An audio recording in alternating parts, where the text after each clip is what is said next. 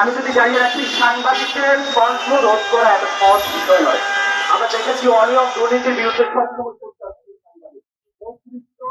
সংবাদ প্রকাশের ক্ষেত্রে আমাদের কণ্ঠস্বর সবসময় ছিল এবং থাকবে। অতীতের মতো আমাদের কণ্ঠরোধ করা এত সহজ কিছু হবে না। আমরা দেখেছি আগে সবসময় একটি সংবাদ প্রকাশের আগে মিডিয়া প্রতিষ্ঠানগুলোর কর্তারা যারা ছিলেন তাদের কাছে তদবির চলে যেত, অনেক সময় হুমকি ধামকি ছিল, সেক্ষেত্রে হবে সংবাদ প্রকাশ হতো না।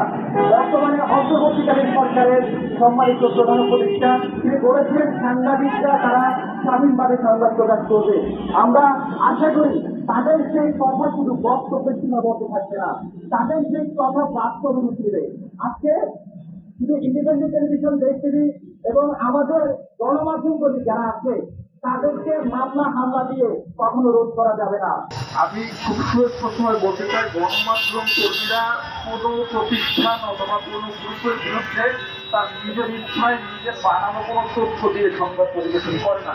এই সংবাদের কারণে মামলাটি হয়েছে। আমি যে নিউজগুলো পড়েছি দেখেছি এখানে সুনির্দিষ্টভাবে সরকারের বিভিন্ন সংস্থা, দুদক রয়েছে, পুলিশ রয়েছে, সিআইডি রয়েছে, তাদের যে তথ্য, তাদের প্রতিবেদন যেসব তথ্য এসেছে সেই সব তথ্য ধরেই সাংবাদিকরা রিপোর্ট তৈরি করেছে। এই ধরনের সুনির্দিষ্ট তথ্যের ভিত্তিতে সংবাদ পরিবেশন করার পরও তার বিরুদ্ধে হয়রানিমূলক মামলা দেওয়া খুবই দুঃখজনক। কোনো কিছু ফ্যাক্ট চেক না করে আমরা কোনো ধরনের তথ্য টেলিভিশনে আমরা অনিয়ার বা প্রকাশ করি না।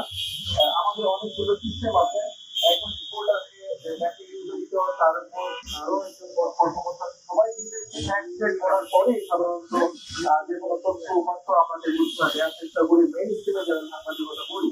তো আমাদেরকে এখন এয়ারপোর্ট নিয়ে মামলা দেওয়া হয়েছে। মামলা দেওয়ার কারণ হচ্ছে যে আমাদেরকে ভয় দেখিয়ে আমাদের কনফারেন্স করা, যাতে আমরা এরকম করে যখন তথ্য উপাত্ত করে বড় বড় যে সমস্ত কোম্পানি রয়েছে যারা লাভবান এবং রাজনৈতিক শর্ত ছায় তারা এখানে কাজ আমরা চালাবো এবং সেই কাজ আমরা চালিয়ে যাবো, যত যেমন ভয় মামলা দেওয়া হোক না কেন। কাউন্সিলে যেতে হবে, আমি সেদিনও বলেছি দেশ কাউন্সিলে আপনাকে যেতে হবে, দেশ কাউন্সিল ওখানে বিচার করবে আমার ঠিক আছে কিনা। আমরা ইন্ডিপেন্ডেন্ট টেলিভিশন আবারও ঘোষণা দিয়ে বলতে চাই যে